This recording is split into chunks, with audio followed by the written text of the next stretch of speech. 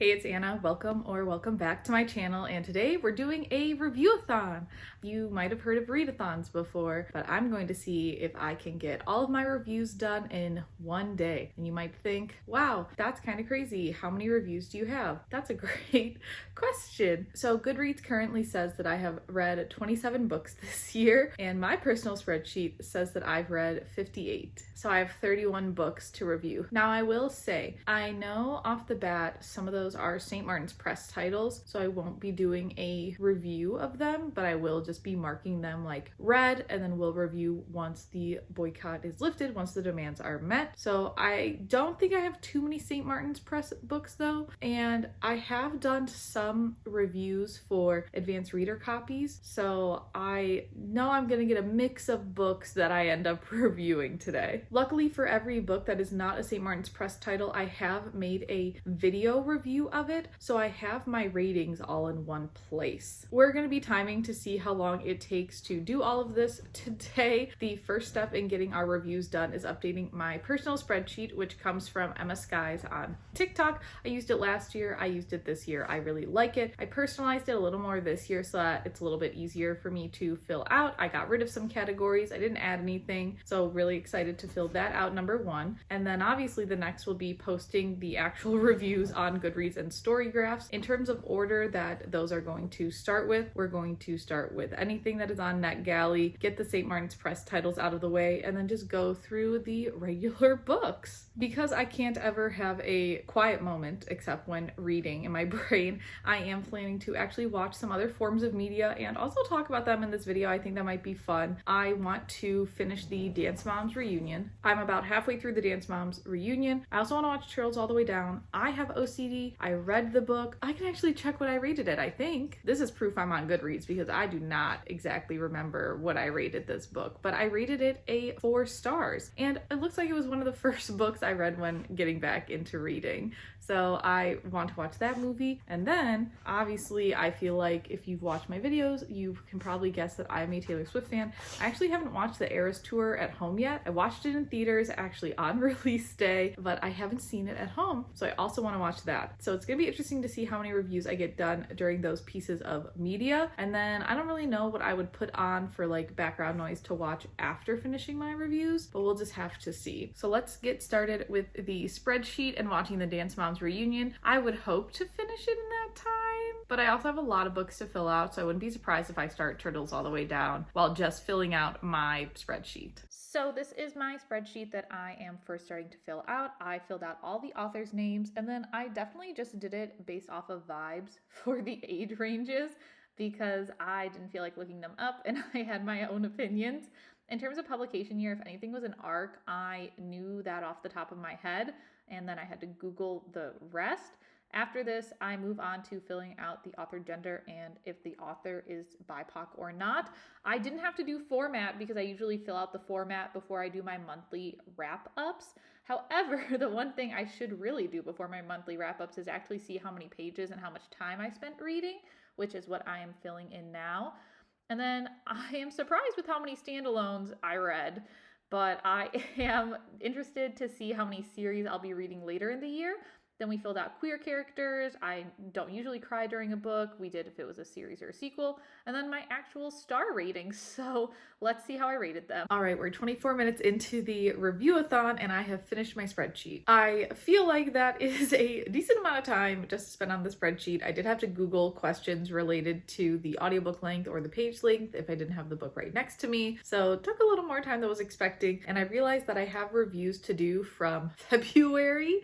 So my order of operations of how I'm going to do these reviews is I want to start with the ones on NetGalley, and then I want to do the most recent ones just because they're fresh in my mind. And hopefully I'm going to leave my phone up there to time-lapse this process so that I am not on my phone at all. And that means that I can't access my TikTok drafts where I have some more of my recent reviews, but I think I'll remember enough to where I won't need it. And then just in case I move into the later reviews reviews and I don't remember anything. I do have my own TikTok page available on my laptop to rewatch old reviews. I think because I was a social studies teacher, I'm just so used to talking about my thoughts and articulating them in like discussion settings or in a classroom setting that writing just doesn't always come as easy to me. But I really want to get all these reviews done. I'm not gonna say my habit's gonna improve because clearly this is like the third video that I have made related to making reviews. So I'm not gonna say anything about the habit sticking, nothing like that. I just want to see if I can actually get them done in a day. I only have 3 books to review on NetGalley, which I think is great. And then in terms of the more recent reviews from the end of April, I think there's gonna be maybe 4 that weren't related to those advanced reader copies that I have to do. I don't know exactly when I'm gonna update you in the review process. I know eventually I want to maybe move around a little, but we'll just have to see how it's going. And then I'm almost ready to watch Turtles All the Way Down. I have like a few minutes left of the Dance Moms reunion. I grew up watching Dance Moms and it's so interesting to see the girls reflect on their process. It's weird because it almost doesn't feel like it was long enough. I definitely feel like it could have been longer. I'm sure they have more footage, but definitely something interesting that I think, you know, seeing child stars in different scenarios, you know, I mean, those girls were put in a situation where they had no idea what Dance Moms would become, especially the early on girls. So it's just really interesting to hear their thoughts and their reflections as adults. And, you know, I wish all of them like the best of success. And it seems like a lot of them have been able to process their time on Dance Moms in a healthy way, which I feel like is all that can be asked for. We'll see if I remember my Max login so I can watch Turtles All the Way Down and then get into some of these reviews. And maybe I'll finish watching Turtles All the Way Down and let you know how many reviews I've been able to complete before getting into the Eras tour.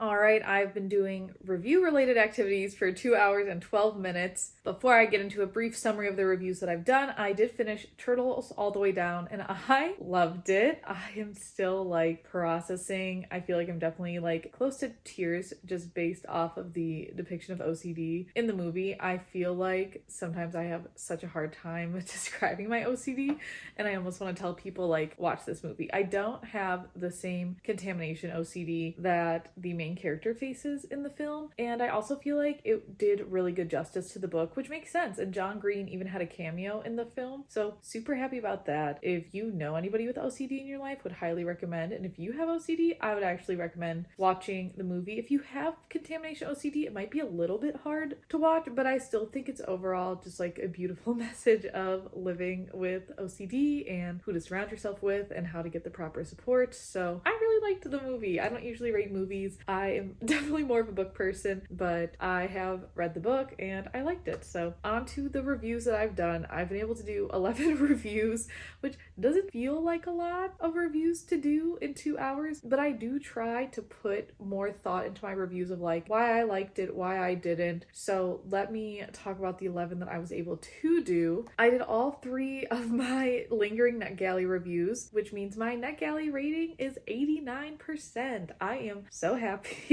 I am trying to get it back up to 100%, which I am hopefully going to get to by July of this year, unless I get a bunch more arcs on NetGalley, but we'll just have to see. I reviewed the 7/10 split, which I gave a 4 out of 5 stars. I talked about that in another arc video that I did, but I actually finally put the review out there officially. I also did the review for Sweet Nightmare, which was a 4.5 out of 5 stars. And for me, when I do my reviews, I always round down with the stars. I don't know how other people do it with half-star reviews. It's just, to me, it was better than a 4-star book, but not as good as a 5-star. And so I want to put that somewhere, but then I usually round down instead of rounding up. I don't know if I should actually keep it that way, but definitely let me know. With Sweet Nightmare, I'm just super excited to get to the other books, and I'm hoping I can get arcs of the other books too, to just like consume them extremely quickly.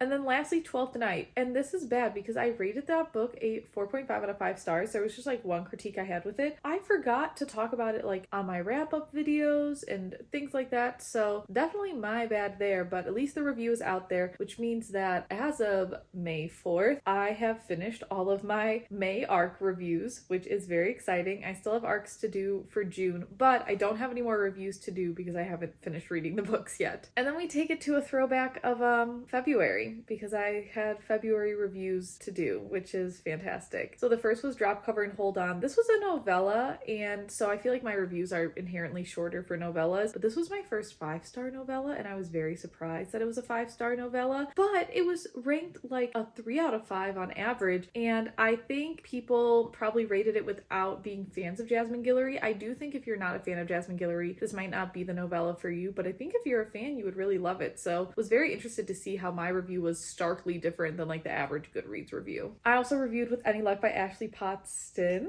who I am very excited to be meeting later this year, and I don't think I've said that in any video yet, but that will be a video eventually about meeting her. And I rated this a 4 out of 5 stars. I enjoyed this novella. It was just a little too much for me with the lack of communication, so that's why I lost a star. I also forgot that I never rated Briarcliff Prep, and I liked Briarcliff Prep. It was a 4 out of 5 stars. It does talk a lot about dating violence, so just be aware. And I also learned that there's a second book coming out later this year, and I'm really tempted. I haven't ever done this before, but I'm really tempted to email the publisher asking for an advanced reader copy specifically of that book. I added it to my pre-orders list. I want to go back to the world of Briarcliff Prep. I actually initially rated this book 4 stars, but I changed my rating to 4.5 because I didn't realize it would be a series, and it just felt like so much world building. But usually when there's a lot of world building and it's a standalone, I feel like that's more of a full star off for me. But if there's world building and then it's a series, I feel like I only take a half star off. So that's just one of my like little quirks to try to be, I don't know, consistent with my ratings as possible. And then I haven't actually reviewed Fatebreaker. I did a whole YouTube video on it, did my video on TikTok for it, have actually had Victoria Aveyard notice some of my TikToks, but I didn't do an official review. That's a big shame on me for that one. This Could Be Us by Kennedy Ryan. I gave a 5 out of 5 stars, talked about it in another YouTube video, never did an official review. As you can see, I feel like I'm just much better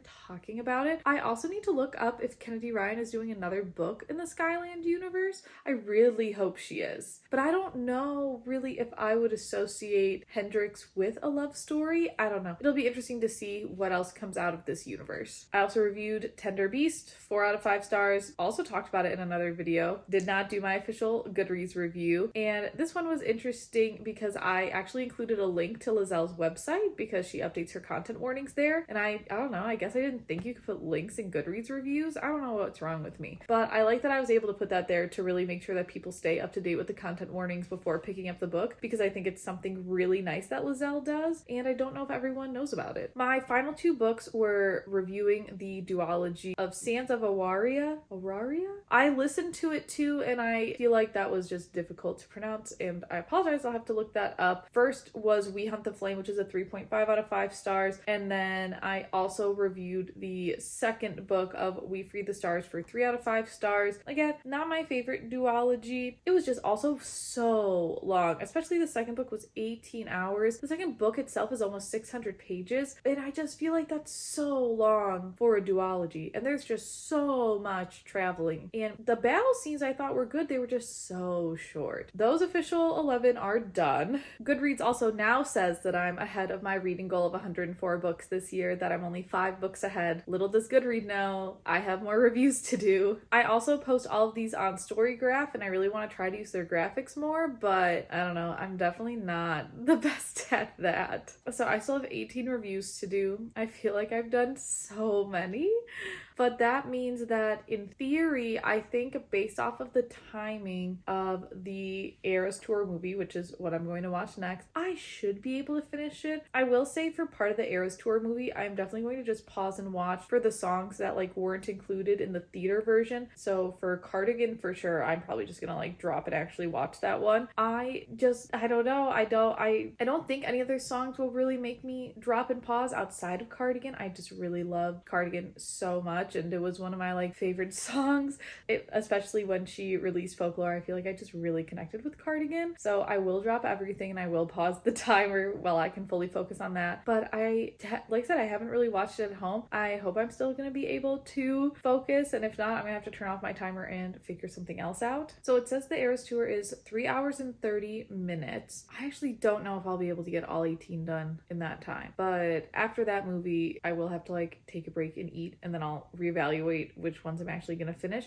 And who knows, maybe I will, because I just realized I don't actually have 18 to do. I only have 17 because I reviewed 2 of my arcs and I actually didn't properly update my spreadsheet. So I was thinking that I had to review The Honey Witch and the Fellowship of Puzzle Makers, 2 arcs that I read via NetGalley, but I don't have to because I did review them via NetGalley. I made that a priority because I want my NetGalley rating to be good. I want to show people that I review the books before they actually come out, so that hopefully I can get more books on NetGalley. I don't know if that actually helps. I'm not quite sure how NetGalley works and how NetGalley rewards, but I'm just trying to put all of the good energy as forward as possible. I'm confident during the Eras Tour I'll be able to finish all of my March reviews. I have 7 March reviews left and I have 9 April reviews left. And looking at the books in April too, 3 of those are 5 stars, which I feel like are my easiest reviews to talk about. So I'll be interested to see if I can actually finish it during the Eras Tour movie. We'll just have to see. So let's stop yapping and get into actually writing these reviews.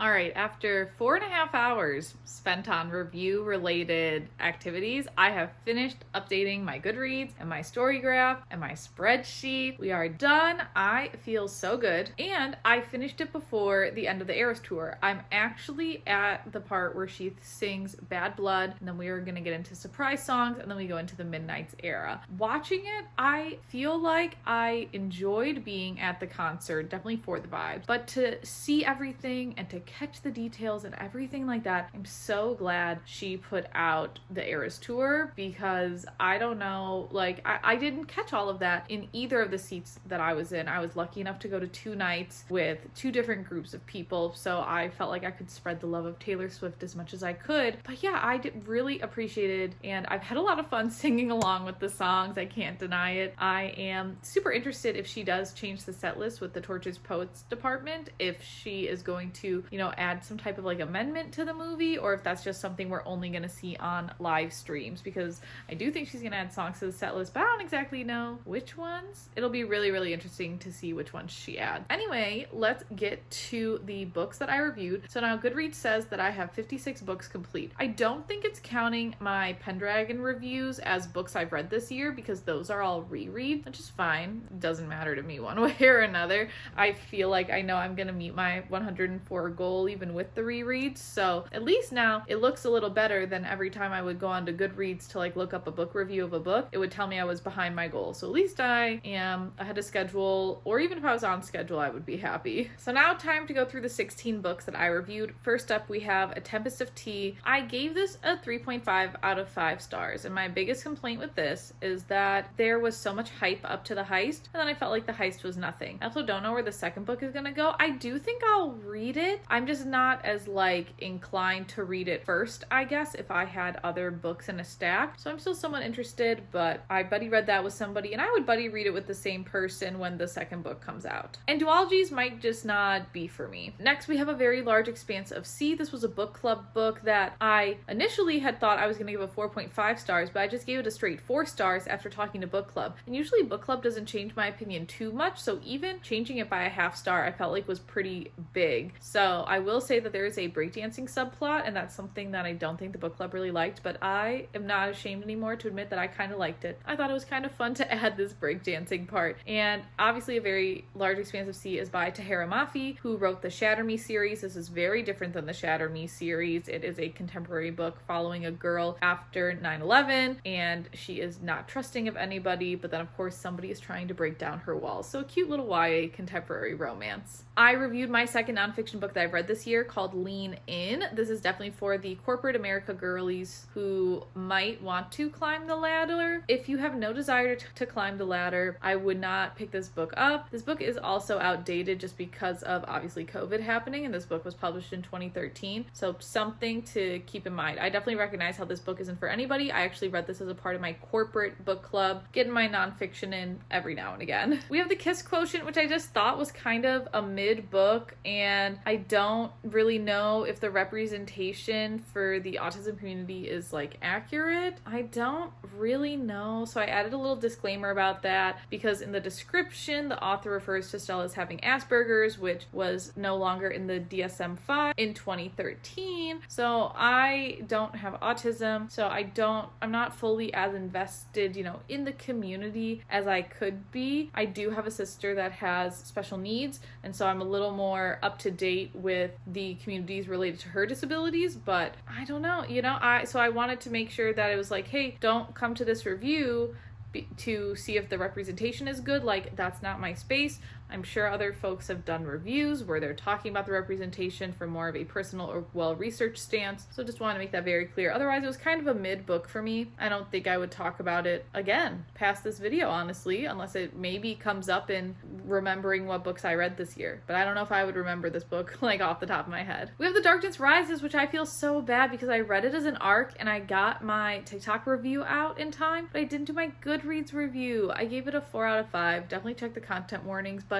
I forgot I didn't review this ARC, and I was a little sad with myself, but at least it's reviewed now. Then we have Check and Mate by Ali Hazelwood. I have liked Ali Hazelwood's adult books, and I do like this YA, or what I really think is a new adult book, just because the characters are 18 and 20, so I feel like that's more new adult, and I really did like it, and I am interested to see about Ali Hazelwood's next book that's coming out later this summer. I haven't actually physically read any Ali Hazelwood books. They've only been audiobooks, so it'll be interesting if I want to pick up that one physically or just wait till the audiobook comes off of my Libby Holds list. We had X's and O's by Amy Leah. This was the second book in the Influencer series. Another mid book where I just didn't really like it that much. And I feel like I had this string of mid books in March, and I think that's part of the reason why I didn't want to do any reviews. And then near the end of March and into April, I just wanted to get through a bunch of arcs, so I didn't want to slow myself down by doing reviews, which realistically don't take that long, and I need to try to be better. Not gonna promise I will be though, but maybe I'll give you an update in 2 weeks. Then we had Inkblood Sister Scribe, a very long audiobook that I did enjoy, but I am mad that it's a standalone. I am mad about all these standalones and the work that the author is putting into these standalone worlds, and then the books just end. And I'm like, please give me more in this world. You spent 5 hours building this world, and now I'm invested, and then you just take it all away at the end of the book. Give me a little hope for a next book. So that's a little more saltier of a review. I did still like Inkblood Sister Scribe. It gives me the vibes of like how I felt about The Hanging City. So books that I really like, and then I'm just mad that there's not more of. But I'm definitely going to keep my eye on Emma and see what she releases next. We also had Bride by Ali Hazelwood, which was also listened to on Libby. I gave this a 4 out of 5 stars. I know nothing about the Omegaverse, and I think that just confused me in the book a little bit. Oopsie daisy. Otherwise, I feel like it was an interesting take on this like paranormal world that Ali created. I definitely would go back to this world. I think there's space for there to be a sequel in this world, and I kind of really hope there is.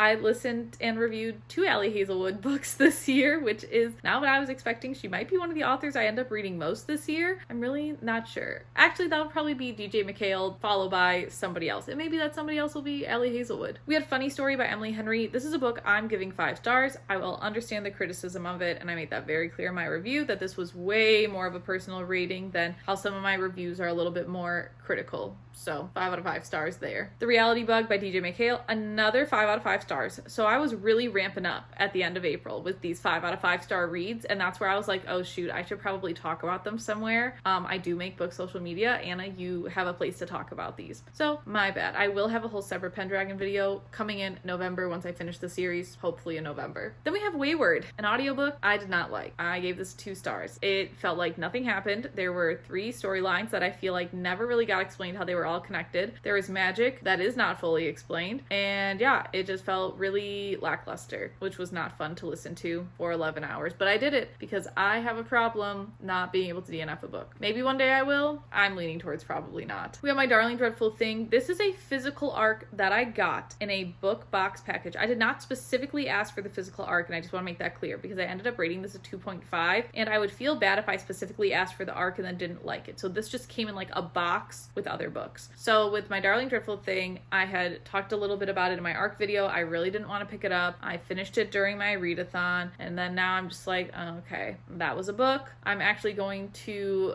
give this arc to a friend to read because yeah, I feel like it's had its time with me, and it could maybe go to someone who's a little more excited to have it. After Wayward, I listened to That's Not My Name by Megan Lally, and that was a 5-star read. The plot twists were on Frida McFadden levels. I cannot wait to see what else Megan does. You follow a girl who wakes up and she's like, I have no memory of who I am. I have no idea what happened to me. The police pick her up, and her dad ends up coming to the police station and says, that's my daughter Mary, give her to me. I will take her home. Here's all her identification. She is my daughter. And it's like, ooh, really?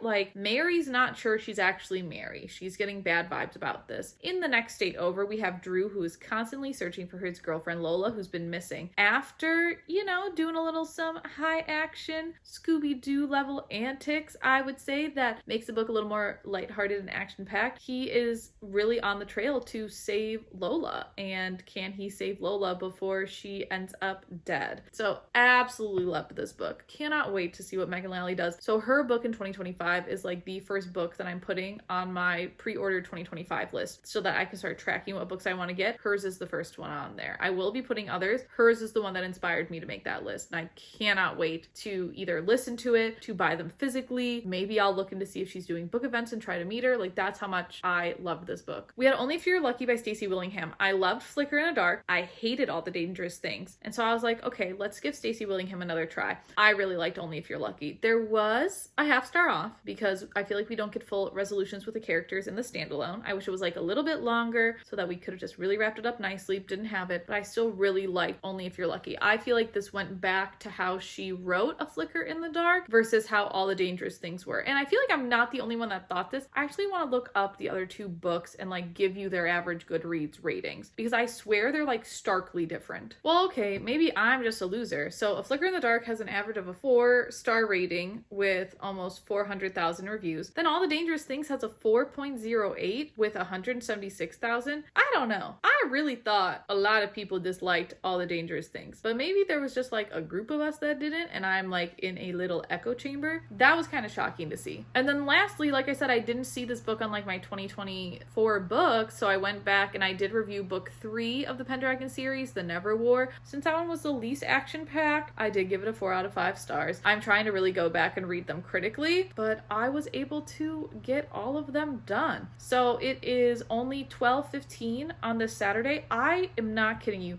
My brain told me I would be writing reviews from 6 a.m. to 6 p.m. and I would lose my entire day to writing reviews. I don't know if that's my OCD, don't know what it is, but it's been really fun to kind of just chill and type about books and be able to watch some TV. I really don't watch TV. I really focus on reading books, and now my reviews are up to date. Maybe this will inspire you to do a review-a-thon. I feel like it's a lot of fun. Highly recommend putting on some nice background noise so that it can help you finish the reviews. If you stay on top of your Goodreads, literally good for you. I'm jealous of you. I am not there yet, but hopefully I will be. And now we're starting off May strong. May 4th, I have not finished a book yet. I am close to finishing an audiobook, and I am hopefully going to keep myself accountable and do a review of the book. So we'll have to see how that happens. I will keep you posted. I feel like I might finish a few books before I actually post this video. So I'm going to do one update outside of the review-a-thon to see if I actually reviewed any books.